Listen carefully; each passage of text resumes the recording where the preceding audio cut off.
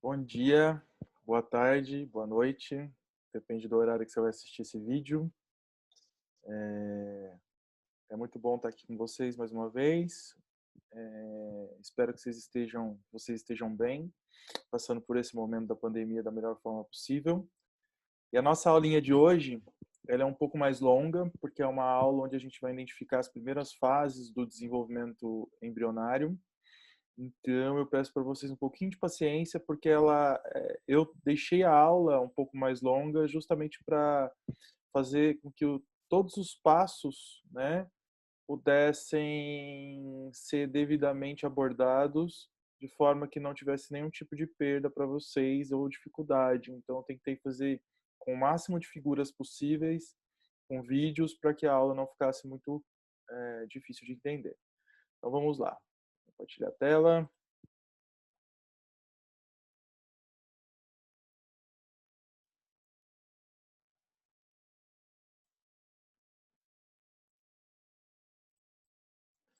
Bom, a nossa aula de hoje, então, é sobre clivagem e desenvolvimento inicial embrionário dos animais domésticos, tá bom?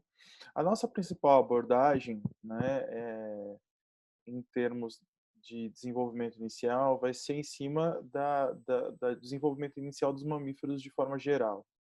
Nós vamos chamar a atenção para algumas particularidades durante o processo de implantação, que muitos chamam de nidação, eh, porque os animais domésticos e os primatas, eles são um pouco diferentes nesse processo, mas, de modo geral, o desenvolvimento inicial é exatamente igual em todos os mamíferos, e dessa forma nós vamos abordar os processos gerais que acontecem durante esse processo, ok?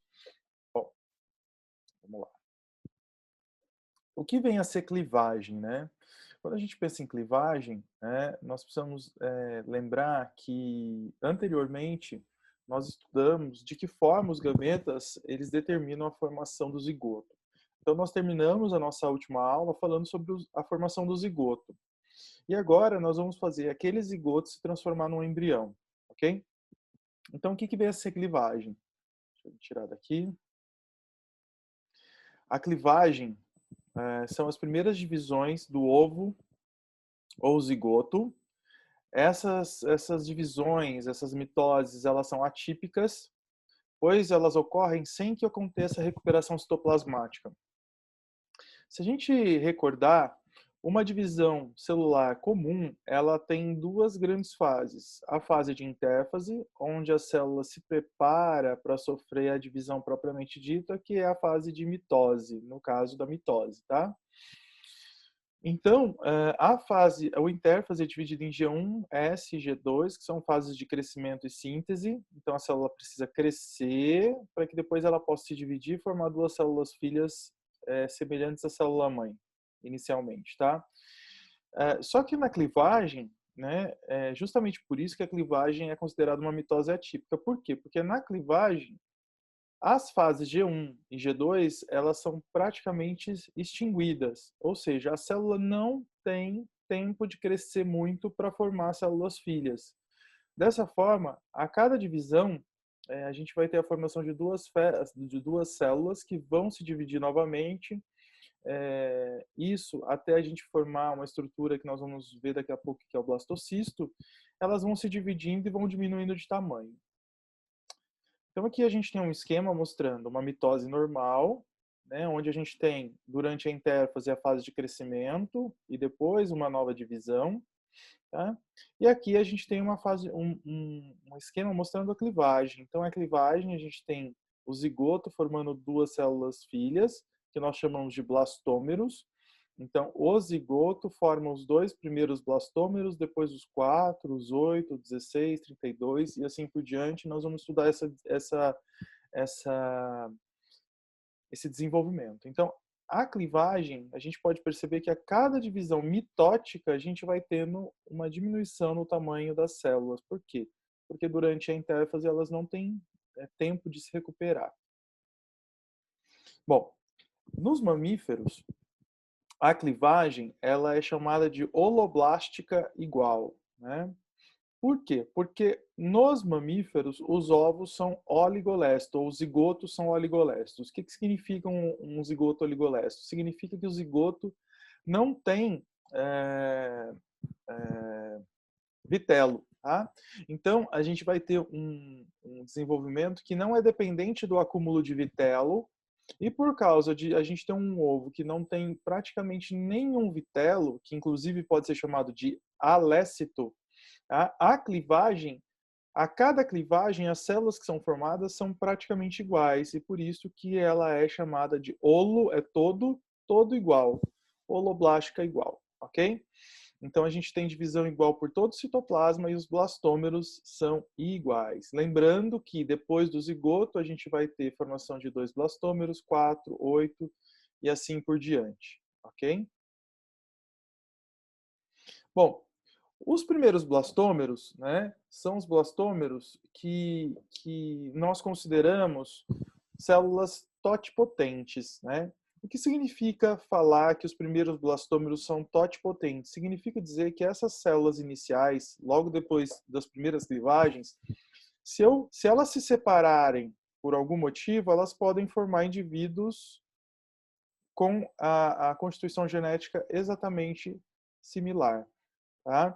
Então, essas células totipotentes, elas têm a capacidade de se desenvolver em qualquer tipo celular, fazendo com que, se ocorrer nas primeiras divisões uma separação dos primeiros blastômeros, pode ocorrer a formação de 2 indivíduos que nós chamamos de gêmeos monozigóticos, né? Então, por quê? Porque vem do mesmo zigoto, vem das células do mesmo zigoto, ok?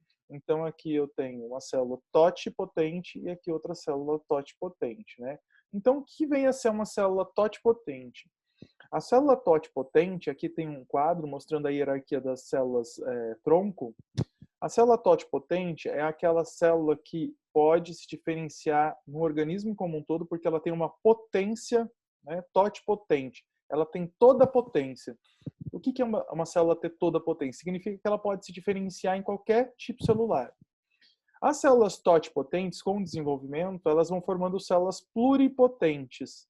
A célula pluripotente, ela pode se desenvolver em vários tipos celulares, porém, ela não tem a capacidade de que a célula totipotente tem. Por quê? Porque ela só pode formar alguns tipos celulares e não todos os tipos celulares, como a célula totipotente. Tá? Então, a gente vai ter as células pluripotentes, e essas células pluripotentes vão formar as células tronco dos tecidos. Então, a gente tem células tronco lá, hematopoéticas, a gente tem células tronco, como as células satélites, que podem regenerar músculos, tá? A gente tem células tronco no osso, em outros tecidos. Então, essas células tronco aqui, elas têm menos potência do que a célula pluripotente, que tem menos potência do que uma célula totipotente. Todas elas são células tronco, só que elas têm potencialidade de se transformar em tipos celulares. Quanto mais ela vai se diferenciando, menos ela tem capacidade de diferenciar em tipos celulares diferentes.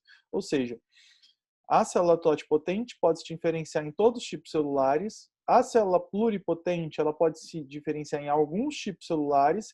E a célula tronco tecidual só pode se diferenciar em células tronco daquele tecido ou de tecidos associados. Tá bom? Então, essa é a hierarquia das células tronco. Células totipotentes, pluripotentes e células tronco teciduais. Ok? Bom, então agora eu vou mostrar um videozinho, né, para que a gente fixe como acontece a clivagem durante, como ocorre a clivagem nos mamíferos, tá bom? Vamos ver se eu consigo aqui. Vou tirar.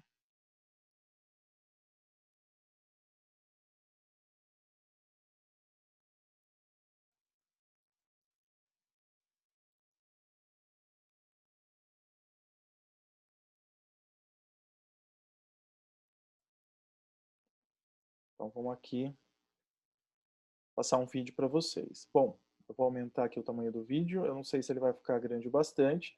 Esse vídeo, então, mostra a clivagem. É claro que isso é uma clivagem em primata, mas aqui, ó, mostrando a célula ovo-zigoto. Perceba que a célula ovo ou zigoto ela está ainda circundada pela zona pelúcida. Aqui houve a primeira divisão, a primeira clivagem, e formou os dois primeiros blastômeros.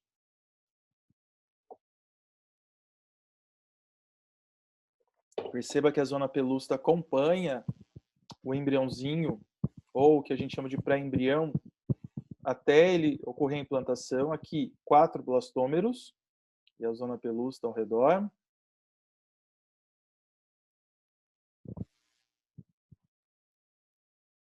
Aqui, 8 blastômeros. E na sequência, vai formar 16 e 32 blastômeros. Quando o embrião, né, ou pré-embrião, ele forma 16 ou 32 blastômeros, essas células ficam muito compactadas, e nós chamamos esse embriãozinho, então, ou esse pré-embrião, de mórula, tá? Onde a gente tem uma massa de células compactadas.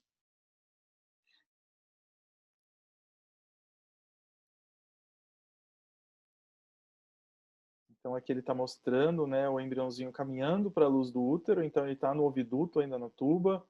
Aqui a formação da mórula, né?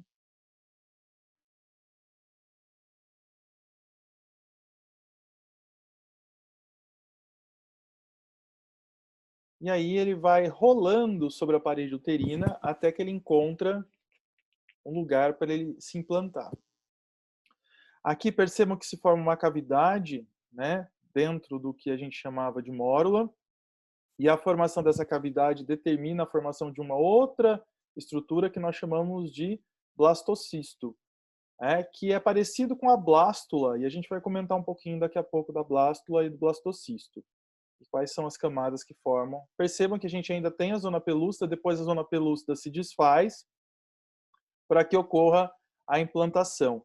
Precisa haver o contato das células do embrião com as células do endométrio para que ocorra a implantação ou nidação, ok? Perceba a cavidade aqui que a gente chama de cavidade blastocística. Tudo bem? Ótimo.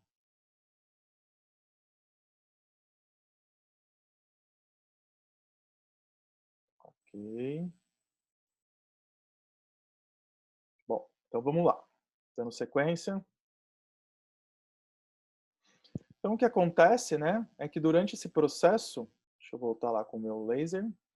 Durante esse processo, a gente vai ter a formação da mórula, que é uma massa bem compacta. Aqui em vermelho, a zona pelúcida, né? E em um determinado momento, as células da mórula começam a se diferenciar. As células que ficam na periferia vão formar o que a gente chama de maciço celular externo. As células que ficam no interior, que aqui estão caracterizadas por cinza, formam o que a gente chama de maciço celular interno. Mas, e aqui mostrando o epitélio do oviduto ou da tuba uterina, né, por onde ele está sendo transportado para cair na cavidade uterina. Bom, perceba que aquela estrutura anterior, né, que era toda compacta, ela vai, nesse momento, adquirir uma cavidade. Ocorre a formação de um líquido, e esse líquido começa a separar as células do maciço celular externo do maciço celular interno, e começa a formar um líquido. E as células do maciço celular interno, elas são empurradas para um dos polos desse embriãozinho. Aqui ainda em vermelho a zona pelúcida, e aqui o embrião entrando na cavidade uterina. E aí a gente vai vendo, né, o epitélio, aqui o epitélio do oviduto, que é ciliado, ou da tuba, e aqui o epitélio do endométrio, que vai perdendo os cílios, né, que é o epitélio onde esse embriãozinho ele vai caminhar, ele vai rolar, né, até ele encontrar uma região para se implantar. E aí eu tenho uma coisa para contar para vocês. Nos mamíferos, a blástula, ela é diferente do que a gente estudou lá no ensino médio.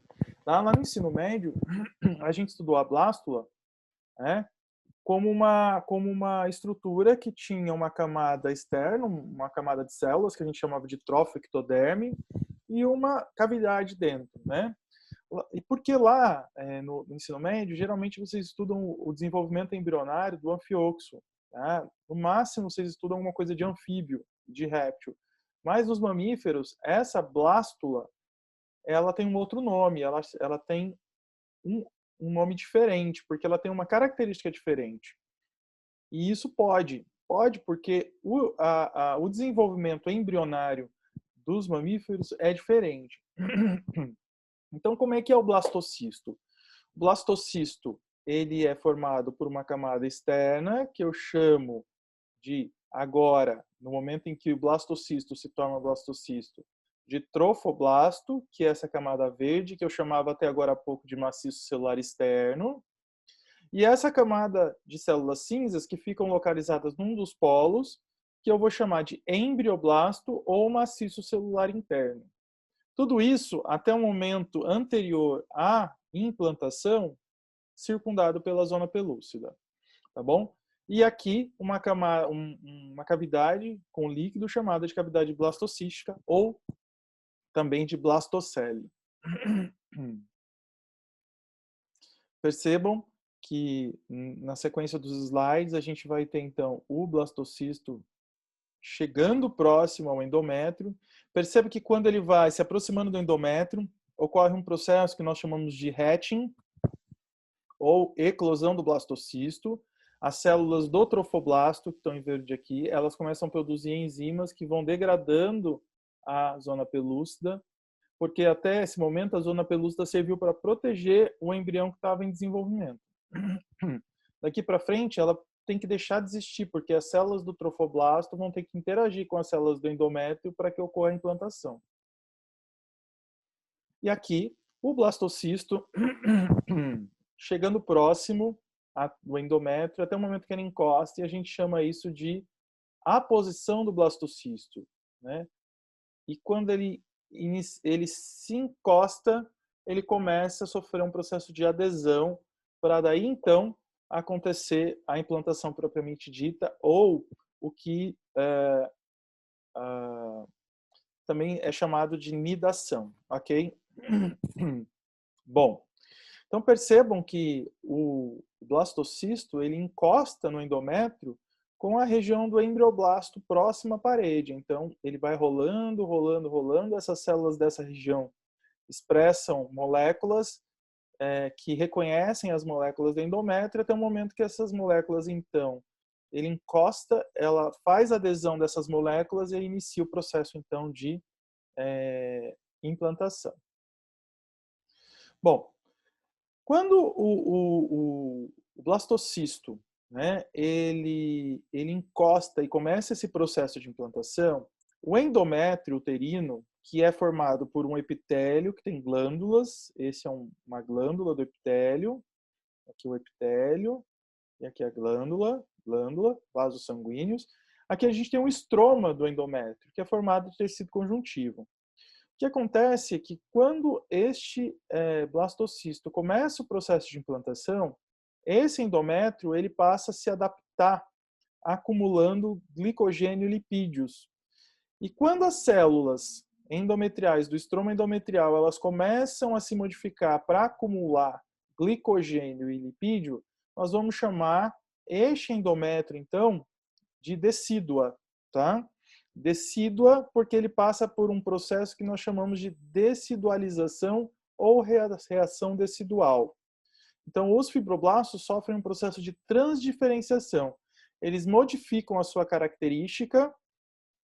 Regularmente, um fibroblasto ele sintetiza elementos de matriz extracelular e, neste momento, ele passa, então, a acumular lipídio e glicogênio. Tá bom? Então, a gente tem inicialmente um fibroblasto típico do endométrio e quando esses fibroblastos, então, passam pela decidualização, eles se tornam células arredondadas que vão acumular glicogênio e lipídios no endométrio, né? E que agora a gente vai chamar de decídua. Tá? Esse processo de decidualização ele acontece por ação da progesterona, tá? Então, toda vez que a gente tem uma fase onde a progesterona está muito alta e ocorre implantação, as células, então, se decidualizam, tá? Ocorre uma decidualização, ok? Quando a gente não tem implantação, algumas células do endométrio sofrem decidualização, mas quando ocorre a fecundação e implantação, uma quantidade maior de células são estimuladas a sofrer decidualização, ou seja, a gente tem muito mais células sofrendo decidualização, porque este acúmulo de glicogênio e de lipídios vai ser importante para nutrir o embrião nas primeiras fases, nas primeiras semanas, enquanto a gente não tem a formação de um sistema de trocas que a gente vai chamar depois de placenta. Bom, então aqui a gente tem de novo o nosso blastocisto, um outro esqueminha, aqui o endométrio, então o epitélio do endométrio, as glândulas endometriais que a gente vê aqui, e os vasos sanguíneos do endométrio. E aqui em azul, a gente tem a esquematização então da decídua ou do estroma do endométrio. Então aqui, ó, trofoblasto é a camada que está circundando o embriãozinho. A gente tem que lembrar que esse embriãozinho ele é globular, então a gente sempre vê um corte desse jeito aqui, mas porque a gente está vendo em 2 dimensões, mas na verdade ele tem 3 dimensões. E ele tem então uma cavidade que chamamos de cavidade blastocística e o embrioblasto, que são aquele grupo de células que deslocam para um dos polos que vai ficar próximo à região onde vai ocorrer a implantação. Bom, depois da implantação, quando começa esse processo de inidação e implantação, né, o trofoblasto, que é essa camada aqui, ó, ele começa a se diferenciar. Ele começa a se diferenciar em 2 camadas distintas. Uma camada que nós vamos chamar de citotrofoblasto, que vai ser essa camada aqui, propriamente dita, a camada que era o trofoblasto. E esse citotrofoblasto vai começar a proliferar nessa região e formar um grupo de células que vai formar uma outra massa de células, uma massa que a gente chama de uma massa multinucleada. As células perdem a membrana e ela forma uma massa cheia de núcleos que a gente vai chamar de sincício trofoblasto. Esse sincício trofoblasto, que aqui está sendo representado por essas projeções digitiformes em forma de dedos, né, ela tem uma atividade altamente proteolítica, essa camada. E isso vai fazendo com que as células do sincício produzam enzimas que vão degradando o estroma e vão fazendo com que o embrião vá se implantando no endométrio, né? Isso vai fazendo com que, cada vez que esse sincício produz mais enzimas, ele vai adentrando o endométrio e vai fazendo com que o embrião vá se colocando ali no endométrio, ok? Só que aqui a gente tem uma diferença que é bastante importante, tá? Nos animais domésticos e, de certa forma, nos roedores, a implantação ela é chamada de superficial ou central. Por quê? Porque nesse processo de implantação, o embrião chega aqui e começa a penetrar no endométrio, só que ele tem uma relação muito superficial. Ele não entra dentro do endométrio, ele só faz contato, forma o cito e o sincício trofoblasto, mas o sincício erode um pouquinho, mas não vai entrar dentro do endométrio, tá? Então, a gente tem uma implantação chamada superficial ou central. O embrião vai permanecer na luz do útero, enquanto que as membranas fetais vão estabelecer contato superficial com a mucosa. A gente vai ver que essa estrutura do citotrofoblasto e do sincício vão formar as membranas fetais, né? Vai ajudar a formar o córion para formar a placenta, vai formar o âmnion. Então, a relação dessas estruturas são muito superficiais com o endométrio. É como se o embrião chegasse, começasse a implantação, formasse o cito e o sincício, esse sincício começa a erodir, mas é uma erosão não muito profunda, tá? A relação do embrião com o endométrio é superficial. Já nos primatas, essa relação a gente chama de intersticial. Por quê? Porque o embrião vai entrar dentro do endométrio totalmente. Ele vai erodir todo o tecido e o embriãozinho vai se alojar dentro do endométrio. Tá? Então, esse processo a gente chama de implantação intersticial. Ok? Aqui tem um esqueminha mostrando o endométrio, né, do útero, aqui o endométrio, e aqui a implantação superficial. Então a gente tem aqui um esqueminha de um embrião, daqui a pouco a gente vai falar dessas partes aqui, a gente ainda não desenvolveu o saco vitelino nem nada, mas perceba que o embrião faz contato superficial com o endométrio. Ó, o endométrio de um lado e o endométrio de outro, tá? E aqui a implantação intersticial. Veja bem, o embrião aqui, ó, ele entra dentro do endométrio, o endométrio recobre ele, tá? Então, é como se esse embrião aqui, né, no intersticial, ele entra aqui dentro do endométrio, o endométrio se adapta e recobre ele, ou seja, ele fica alojado dentro do estroma endometrial, na região da decídua, tá? Que nós falamos agora há pouco. Então, aqui uma parede do útero, aqui a outra parede do útero. Ele entra numa das paredes uterinas e ele vai entrar totalmente, ele vai se implantar, né, se colocar totalmente debaixo da estrutura do epitélio endometrial, ficando totalmente recoberto pelo endométrio. Isso tem a ver com a estrutura anatômica dos animais domésticos, com o tipo de útero, né? Se a gente for relembrar, a gente vai ver que o útero dos animais domésticos eles são bicórnicos, né? E o útero dos primatas ele é unicórnico. A espessura do endométrio nos animais domésticos também é maior. Né? A gente viu que lá durante o ciclo menstrual o endométrio ele fica muito mais espesso nos primatas do que nos animais domésticos. Então a gente tem uma série de diferenças que vão fazer com que essa implantação seja diferente. Tá bom?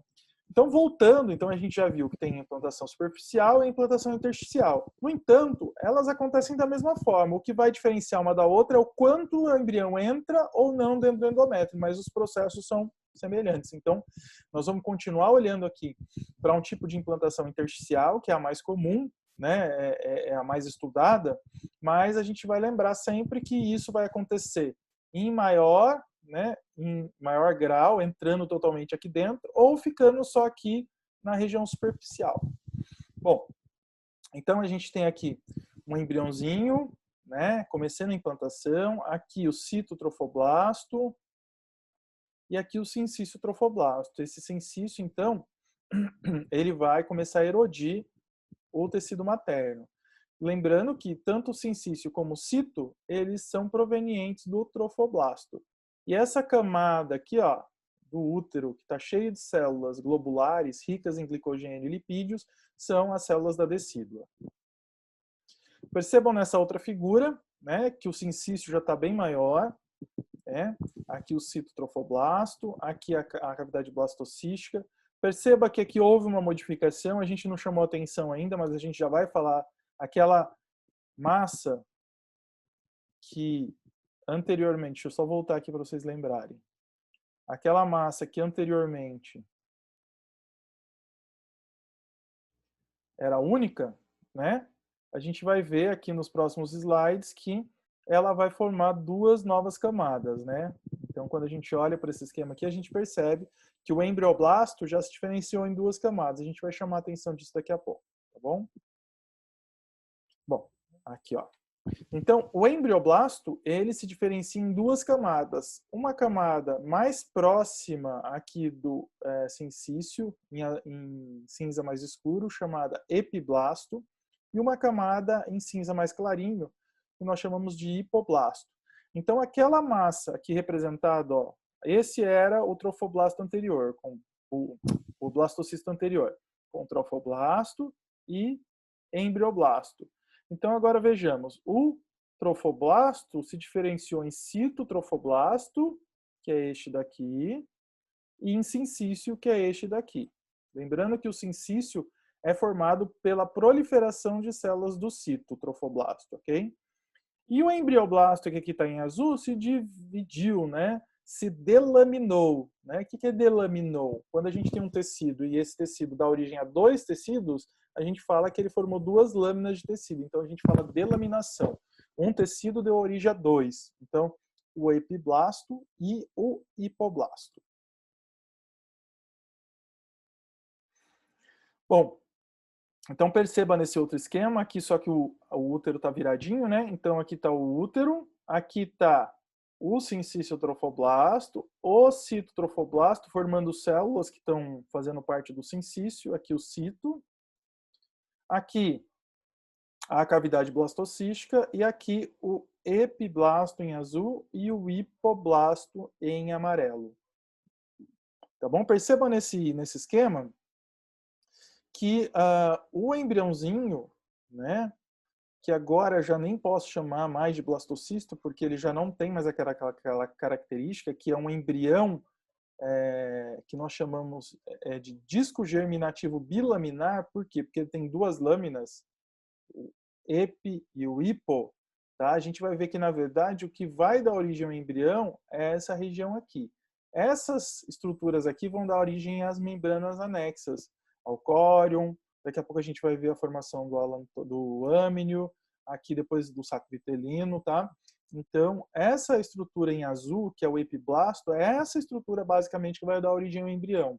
Então, nós chamamos esse embriãozinho de embrião germinativo bilaminar, que tem o epi e o hipo. Não é mais blastocisto aqui, tá? Perceba que esse embriãozinho já está quase que totalmente dentro do endométrio. Né? Se eu estivesse falando de uma implantação superficial, essa entrada seria muito menos, seria muito mais superficial, tá? Então a gente teria mais ou menos um embrião que ficaria na luz, ele não entraria dentro do endométrio. Bom, vou pôr eu aqui do lado. Percebam que, conforme ocorre a delaminação, a formação do epiblasto e do hipoblasto, ocorre também é como se desgrudasse aqui da parede superior o epiblasto e formasse uma cavidade aqui, ó. Tá? Então, essa cavidade que aparece aqui, a gente chama de cavidade amniótica, né? Por quê? Porque começa a entrar um líquido proveniente aqui da decídua e vai preenchendo aos poucos essa região aqui e vai fazendo com que essa cavidade aumente de tamanho, né?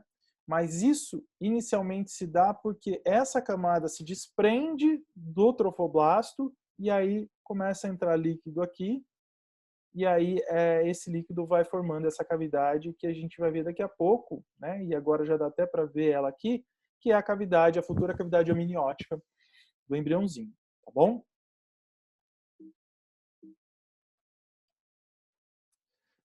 Além disso, conforme ocorre esse descolamento e forma-se a cavidade amniótica, células aqui da região periférica do epiblasto, elas começam a proliferar e vão formando umas células menorzinhas que vão preencher, que vão cobrir essa cavidade amniótica.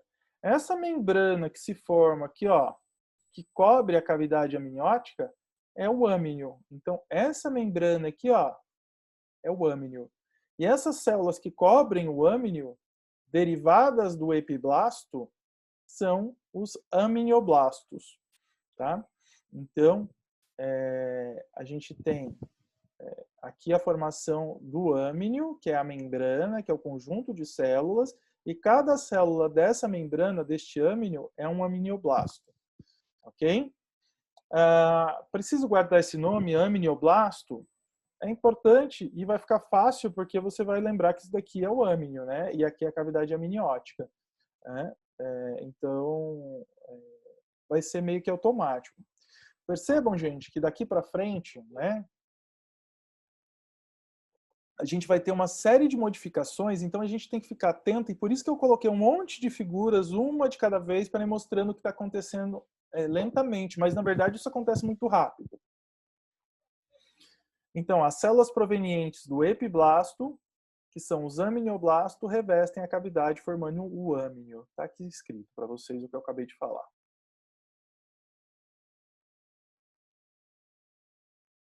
Só um minutinho.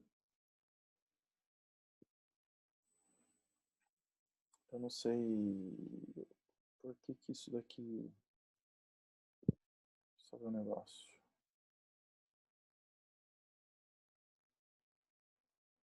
Tudo bem, não tem problema. Eu vou explicar para vocês o que está acontecendo. Bom, é que cobriu alguma coisa, cobriu o slide, mas eu não vou voltar, que senão eu tenho que parar a gravação. Então a gente tem aqui, ó, o epiblasto. As células do epiblasto cobriram a cavidade amniótica e formaram o âminio. Cada célula dessa é um amnioblasto. Ao mesmo tempo que isso está acontecendo, aqui eu tenho o hipoblasto. Então, epiblasto e hipoblasto. Células do hipoblasto, da região periférica, da região lateral, vão começar a proliferar e vão cobrir todo o citotrofoblasto. Então, essas células aqui em cinzas, elas vão começar a proliferar e formar uma membrana aqui. Tá? Essa membrana, a gente chama de membrana de Hauser ou de membrana exocelômica. Tá? Então, tá aqui, ó, no próximo slide, a membrana exocelômica. E aí, essa cavidade, que era a cavidade blastocística, ela passa agora a ser chamada de cavidade exocelômica. Por quê? Porque essa é a membrana exocelômica, ou a membrana de Hauser. Ok? Mas, para ficar mais fácil, essa cavidade aqui, que eu também chamo de cavidade exocelômica, ela é o nosso saco vitelino primitivo, ou primário. Então, aqui a gente tem o saco vitelino primário. O saco vitelino primário, então, só se forma depois que as células do hipoblasto, elas vão formar essa membrana aqui, que eu chamo de membrana de Hauser ou exocelômica, e isso vai delimitar essa nova cavidade. Essa nova cavidade é o saco vitelino primitivo. E aqui, a cavidade amniótica. Percebam que eu já tenho dois anexos se formando, o saco vitelino primitivo, que depois vai virar definitivo, e a cavidade amniótica, e aqui o âminio, né? Então, percebam também que nesse esquema, o embrião entrou totalmente dentro do endométrio, né? O sincício começou, inclusive, a formar uns espaços e começou a erodir os vasos sanguíneos da mãe, e o sangue da mãe começa a, então, entrar nessas cavidades do sincício trofoblasto. Então, começa a entrar sangue aqui dentro, os vasos, as artérias são erodidas, o sangue arterial chega dentro desse espaço e a veia leva embora. Então, chega sangue pela artéria, entra dentro dos espaços do trofoblasto e isso é levado embora. Essas lacunas aqui são chamadas de lacunas do trofoblasto e quando entra sangue nela, a gente chama elas de lacunas sanguíneas. Percebam que está começando um início, um primórdio de alguma coisa que está trazendo o sangue da mãe e levando embora, trazendo o sangue da mãe e levando embora. Isso vai ajudar a formar o primeiro sistema, né, de irrigação materno-fetal, ok? Ainda não é a placenta, ok? Bom, então a gente tem aqui de novo, ó, mostrando esse esquema está um pouquinho atrasado em termos de desenvolvimento, mas é só para mostrar para vocês que o sincício vai erodindo, né, a decídua, vai formando essas lacunas, e aqui tem os vasos sanguíneos e as glândulas. Conforme ele vai penetrando, vai formando essas lacunas, logo esse sincício começa a erodir artérias e veias endometriais, fazendo com que o sangue entre dentro desses espaços e seja drenado. Entre e seja drenado. Então, vai estabelecer o primeiro circulação útero-placentária, ok? Ainda nós não temos uma placenta. Então, aqui, ó, se a gente pensar numa implantação intersticial, o embrião, aqui está o epitélio do endométrio, aqui estaria a cavidade do útero, o embrião entrou totalmente dentro do endométrio. Isso é uma implantação intersticial. Se fosse um animal doméstico, ele teria implantado até mais ou menos aqui, né? A gente não teria sincício ao redor de todo o embrião, teria sincício só na região aqui da implantação mais superficial e ele ficaria bem implantado, mas ele vai o que acontece é que nos animais domésticos a luz do útero é muito pequena, então ele vai implantando em todas as regiões do endométrio. No caso dos animais domésticos, ele escolhe uma região do fundo do útero e entra lá dentro. Nos animais domésticos, o embrião, o sincício, vai fazendo relação com a parede toda do útero, porque ele está em volta, né? Então a relação, apesar dela ser, ele não entrar, a relação ser superficial, ele faz relação com toda a circunferência da parede do útero. Nos animais domésticos, não. Ele entra lá dentro do endométrio, mas ele escolhe uma região específica. No animal doméstico, ele faz relação com toda a parede do útero. Aqui mostrando as lacunas, né? Formação das lacunas que eu já falei. E aqui a erosão das lacunas, onde o sangue entra dentro dessas lacunas, ok? Bom, uma coisa que é importante já a gente mostrar e definir, bom, a gente vai definir daqui a pouco, aguenta um pouquinho aí. Bom, então a gente tem aqui a erosão e a formação das lacunas sanguíneas, onde o sangue começa a chegar e ir embora, chegar e ir embora. A gente vai guardar essa figura, né, na cabeça, a gente vai retomar isso depois, mas a gente vai precisar dessa figura para depois estudar o que é a placenta. E aí, percebam, vou voltar um pouquinho, ó, só para vocês entenderem o que está acontecendo. Percebam que aqui, ó, aqui não, aqui, ó, foi quando eu falei para vocês da formação do saco vitelino primitivo. Então, a membrana exocelômica de Helser, ela reveste toda a extensão do citotrofoblasto, que está em verde escuro aqui, e aqui o sincício, né? Então, se a gente voltar naquela figura, a gente vai ver que aquela membrana exocelômica que estava, mais um, aquela membrana exocelômica, que é essa membrana de Helser aqui, em cinza claro, ela estava grudadinha nessa camada verde que é o cito.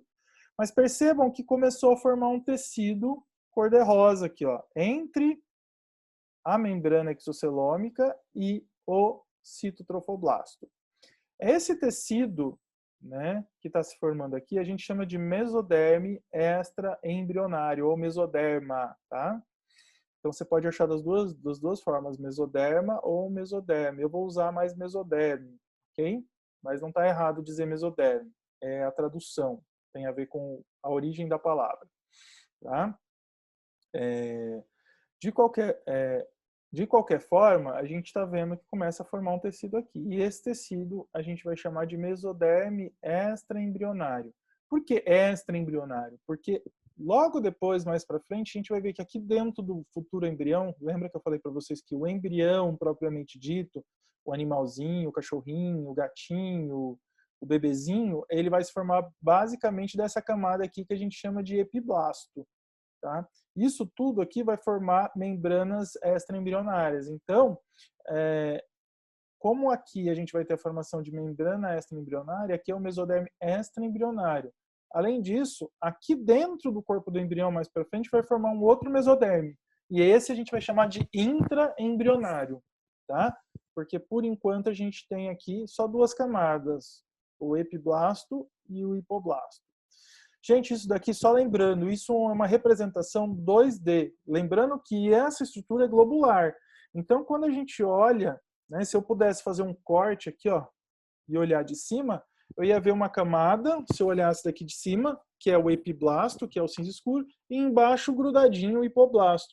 E embaixo do hipoblasto, a cavidade do saco vitelino primitivo, que é essa daqui. Tá? Então, a gente tem que lembrar que isso é uma bola, né? E a gente tem um disco na bola. Então, se eu tirar a parte superficial da bola, eu vou ver o disco de cima. O disco de cima é o epiblasto. Se eu tirar o disco de cima, eu vejo o de baixo, que é o hipoblasto. E se eu tirar os dois, eu vou ver uma cavidade que é o saco vitelino primitivo. Bom, ok. Então, começou a formar aqui o mesoderme extraembrionário. Perceba que esse mesoderme vai aumentando de tamanho, e conforme ele vai aumentando de tamanho, ele vai afastando a membrana do saco vitelino primitivo, ou membrana de Helser, do citotrofoblasto, tá bom? Então, este mesoderme extraembrionário vai preenchendo todo esse espaço na lateral. A gente vai ver que ele vai preencher, inclusive, aqui, ó, na região acima do âmnio, tá? Então, ele vai se projetando para cá. Olha lá ele aqui, ó. Então, eu tenho mesoderme extraembrionário aqui. E ele vai se inserindo aqui e ele afasta toda a estrutura, né, proveniente do embrioblasto, aquele embrioblasto lá do começo, das estruturas que são provenientes do trofoblasto, que é o citotrofoblasto e o sincício-trofoblasto. Então, aqui em rosa, mesoderme extraembrionário. Tá bom? Então, só recapitulando, eu estou dentro do endométrio, porque essa é uma implantação intersticial. Aqui, em verde mais claro, o sincício-trofoblasto, em verde mais escuro, o citotrofoblasto, em rosa, o mesoderme extraembrionário. Aqui, em cinza mais claro, que é proveniente, que veio do hipoblasto, a membrana de Helzer, ou membrana ou membrana exocelômica, tá? Aqui, a cavidade do saco vitelino primitivo ou primário. Aqui, o hipoblasto, em cinza mais claro, aqui em cinza mais escuro, o epiblasto, e aqui o âmnio, delimitando a cavidade amniótica. Aqui, mesoderme extraembrionário de novo, cito e sincício. Tá bom? Vamos lá. São coisas que a gente tem que ir vendo devagar para ir guardando. Então, logo na sequência, a gente vai ver que esse mesoderme vai ficando tão espesso que vai começando a formar lacunas no meio dele, aqui nessa região do saco vitelino, tá? E essas lacunas, elas vão se juntando, vai formando uma cavidade, até o momento que essas lacunas vão se juntar e formar uma cavidade única aqui na região do saco vitelino, ó, na região do saco vitelino. Nessa região, ela vai separar um pouco, a gente vai ver daqui a pouco, mas inicialmente essas lacunas se formam aqui, elas vão se agregando, é como se eu tivesse vários buraquinhos, o buraquinho encosta no outro, forma um buracão, ou seja, separa mesoderme extraembrionário, que antes era único, depois começou a formar as lacunas, ele começa a separar o mesoderme em duas faixas, uma que vai ficar grudadinho aqui, ó, e uma que vai ficar grudadinha no citotrofoblasto. Tá? Então, o que a gente vê nesse esquema são as duas camadas de mesoderme extraembrionário. Uma grudadinha aqui na membrana do saco vitelino primitivo, tá? Ou membrana de Helzer. E uma grudadinha aqui no citotrofoblasto. As duas têm a mesma origem. Da onde saiu esse mesoderme extraembrionário, professor? O senhor não falou. Né? Quem produz esse mesoderme? Esse mesoderme, vamos voltar lá no comecinho, né? Esse mesoderme ele começa a se formar porque algumas células aqui da membrana exocelômica e do hipoblasto, elas começam a se diferenciar num tecido mais mesenquimal. E agora eu preciso parar para vocês para contar o que é um mesênquima. Toda vez que eu falar mesênquima, né, eu estou falando de um tecido conjuntivo embrionário. Tá? O que é um tecido conjuntivo? É um tecido que tem bastante matriz extracelular e as células estão afastadas. Diferente do epitélio, que as células estão uma do ladinho da outra, justapostas, né? E tem pouca matriz entre elas. Aqui no mesoderme eu vou ter algumas células, mas ela vai estar cheia de matriz. Então a célula daqui, da membrana exocelômica e do hipoblasto, ela vai se desgrudar, vai começar a produzir matriz para formar o mesoderme extraembrionário, ou seja, ele vai formar um tecido conjuntivo embrionário. Então, toda vez que eu falar em mesênquima, tecido mesenquimal, eu estou falando de um tecido conjuntivo do embrião. É igual o tecido conjuntivo do adulto, do animal recém-nascido? Não. O tecido conjuntivo do animal recém-nascido, ele tem uma quantidade maior de elementos, por exemplo, de colágeno. O tecido do embrião, ele é um tecido menos denso, mas ele tem uma característica de tecido conjuntivo. Então, a gente vai fazer esse trato. Toda vez que eu falar de mesênquima, eu estou falando de tecido conjuntivo. E da onde vem esse mesodermo extraembrionário, então? Vem das células do hipoblasto e das células da membrana exocelômica, que são epiteliais, mas quando ela prolifera aqui na região periférica e se desprende, ela adquire uma característica mesenquimal e ela começa a formar um mesênquimo. Tá? Isso a gente chama de transformação epitélio-mesenquimal, ou seja, uma célula epitelial, uma célula de origem epitelial, ela se transforma numa célula mesenquimal, produz matriz extracelular e vai ficar embebida no meio dessa matriz, ela vai ficar lá no meio. Então perceba que aqui, ó, o mesodermo vai aumentando, então aqui no meio desse mesodermo eu tenho um monte de elementos de matriz, colágeno, proteoglicanos, glucosaminoglicanas, glicoproteínas e algumas células que estão aqui no meio. Por que a gente não vê bonitinho igual a gente colocou aqui? Porque elas não têm característica epitelial, elas têm característica mesenquimal. E aqui então a separação e a formação de duas lâminas, né, de mesodermo. Uma grudadinha aqui na membrana exocelômica e outra grudadinha aqui no trofoblasto. Essa camada que fica grudadinha no trofoblasto a gente chama de mesoderme extraembrionário somático. Essa camadinha que fica grudadinha aqui na parede do saco vitelino primitivo, né, a gente chama de mesoderme embrionário extraembrionário esplâncnico, tá? Então, eles são mesodermo extraembrionário, só que este que fica grudadinho aqui a gente chama de somático, e esse que está aqui a gente chama de esplâncnico. Professor, eu preciso guardar esses dois nomes, né, somático e esplâncnico, você vai acabar guardando, mas não é alguma coisa que faça tanta diferença para mim, tá? Então, não é algo que você precisa decorar, o que você precisa saber é que houve uma separação, porque formou-se lacunas e elas foram se agregando para formar uma lacuna única. A gente vai ver que esse saco vitelino vai diminuindo de tamanho, até que essa cavidade aqui, ó, que vocês estão vendo aqui, ela vai ficando maior, né? Bom, deixa eu ver se está aqui no próximo slide. Ainda não? Deixa eu ver se tem um slide que eu posso falar isso mais para frente, senão eu já vou aproveitar. Não, eu vou aproveitar para falar ali embaixo.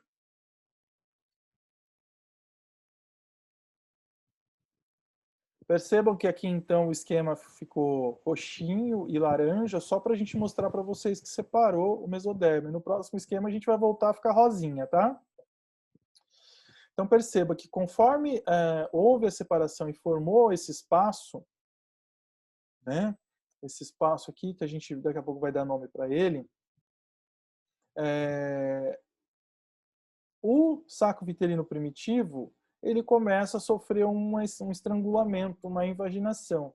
E ele vai, aos poucos, né, se tornando menor. E aquele saco vitelino grande, que encostava aqui, agora ele fica pequenininho aqui. E aí ele sofre uma constrição nessa região. Essa região aqui de baixo se separa dessa daqui. Essa região vai se tornar-se o saco vitelino definitivo. E isso vai formar o que a gente chama de cisto vitelino, que vai grudar aqui embaixo e depois vai desaparecer. Tá bom? Então, a gente vai ter a formação do saco vitelino definitivo, né? Então, ocorre um deslocamento da membrana exocelômica pelas células do hipoblasto, que proliferam fazendo uma constrição entre o saco vitelino primitivo e o saco vitelino definitivo, né? Então, as células vão migrando, vão forçando esse estrangulamento aqui, ó. Essas células começam a proliferar aqui, elas vão vindo e vão estrangulando, né, essa região até formar o saco vitelino definitivo. Quando a gente olha nesse próximo slide, a gente vai ver o saco vitelino definitivo, né? Aqui o hipoblasto, aqui o epiblasto, aqui o âminio, aqui o mesoderme extraembrionário, tá? Somático, aqui o citotrofoblasto e o sincício, tá? O que eu quero aproveitar esse slide para contar para vocês? Bom, a gente viu que formou então o saco vitelino, e formou o âmino, a cavidade amniótica com o âmino aqui em cima. A gente agora vai ver a formação de um terceiro anexo embrionário. Tá?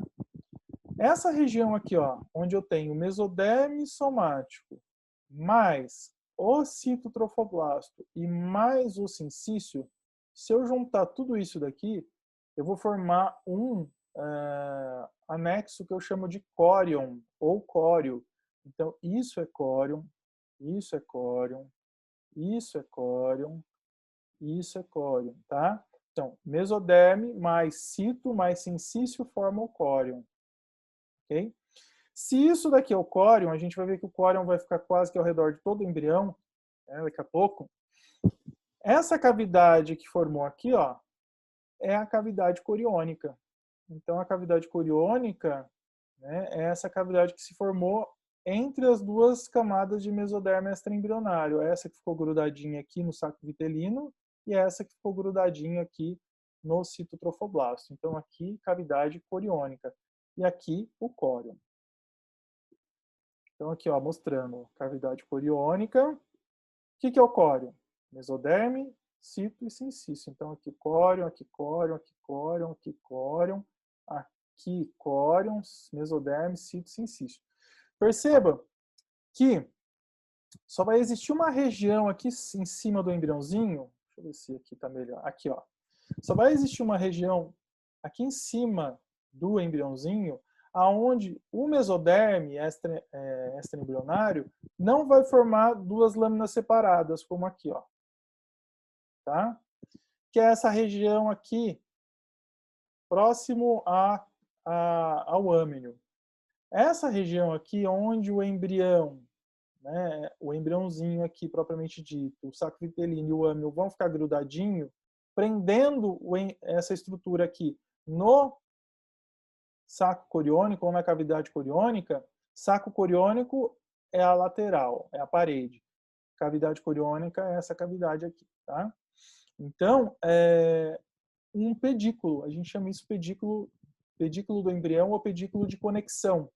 Isso daqui mais para frente vai formar o famoso cordão umbilical, que vai prender o embriãozinho que está aqui, que vai formar aqui, a gente vai ver daqui para frente, com a placenta que vai se formar aqui, depois mais para frente. Então, quem vai conectar a placenta com o embrião vai ser esse pedículo aqui. Então, isso mais para frente vai formar o cordão umbilical, tá bom? Perceba que aqui a gente já tem o saco vitelino definitivo, aqui o cisto vitelino que depois vai sumir, a cavidade coriônica, então o córion. Córion é mesoderme somático mais cito mais sincício. Então isso é córion, isso é córion, isso é córion, isso é córion, tá? E não sei se vocês começaram a perceber, aqui no citotrofoblasto começa a formar umas vilosidades no córion. Isso não vai ser importante agora, mas na próxima aula a gente vai chamar a atenção disso para falar da placenta, tá bom? Então aqui, ó, as estruturas gerais, né? Então a gente tem aqui o embriãozinho propriamente dito aqui dentro da cavidade coriônica. Aqui eu tenho o córion. O córion é mesoderme, cito e sincício. Então, isso é o córion, isso é o córion, isso é o córion. Aqui eu tenho o saco vitelino definitivo. Aqui eu tenho a cavidade amniótica. Aqui o âmino. Aqui epiblasto e aqui o hipoblasto. Epiblasto e hipoblasto formam o disco embrionário bilaminar, né? A gente vai ver que na próxima aula eu vou mostrar para vocês que essas duas camadas vão se transformar em 3 folhetos embrionários: ectoderme, mesoderme e endoderme, intraembrionários. A gente viu que tem um mesoderme que é extraembrionário, que é esse rosa. Tá bom? E aqui o pedículo do embrião conectando essa estrutura embrionária que está se formando aqui, ó, do epiblasto e do hipoblasto, até a região do córion, que é onde vai formar a placenta. Então vamos lá. Tem um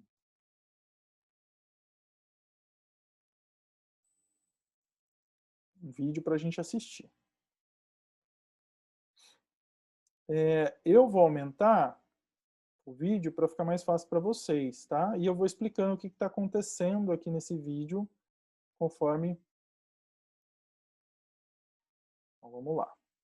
Aqui está mostrando, então, a formação do blastocisto, trofoblasto, embrioblasto, e aqui a zona pelúcida. Então, lá no comecinho da aula, perdeu a zona pelúcida, trofoblasto e embrioblasto vão fazer adesão, né? Aqui está mostrando a área normal de implantação numa mulher, né? Na parede do útero, geralmente na parte posterior. E aqui, ó, o cito, o trofoblasto e o embrioblasto.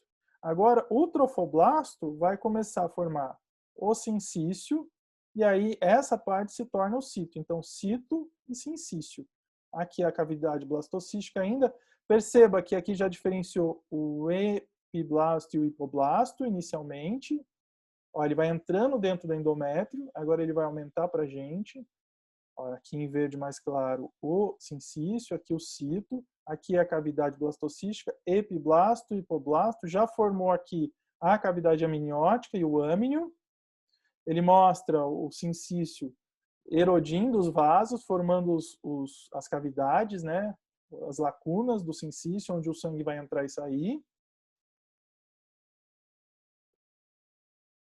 Olha lá, a formação das lacunas. O embrião entrou totalmente aqui dentro do... A gente sempre tem que lembrar que essa é uma implantação intersticial. A formação aqui... Vou voltar só um pouquinho, que ele foi muito rápido aqui, a gente não percebeu uma coisa. Ó, do hipoblasto, as células vão migrar para formar aqui, ó, a membrana exocelômica. Tá? Então, as células vão multiplicando e vão preencher aqui, formar a membrana exocelômica. E depois, ó, vai formar o mesoderme extraembrionário ao redor de toda a estrutura do epi, do hipo, aqui a cavidade blastocística. Ele mostrou aqui também a formação das lacunas sanguíneas, os vasos chegando e saindo daquelas lacunas do sincício.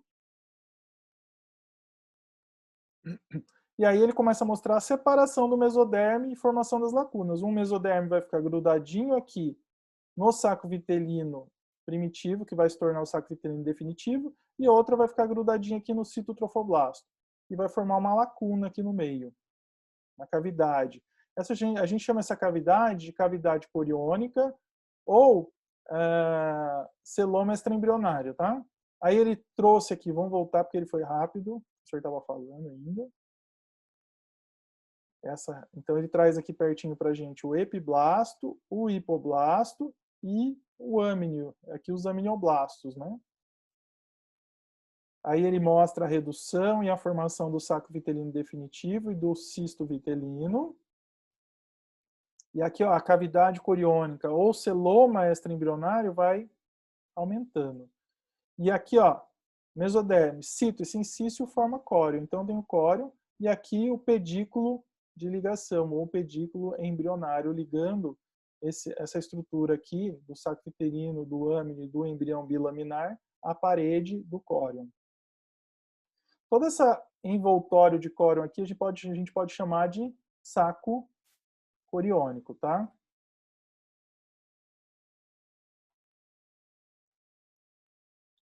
Bom,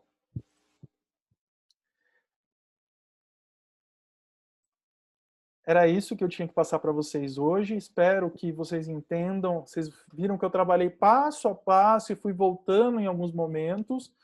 No livro de embriologia dos animais domésticos, essa parte não está muito boa. Então, eu recomendo que vocês usem o livro de embriologia básica do Moore.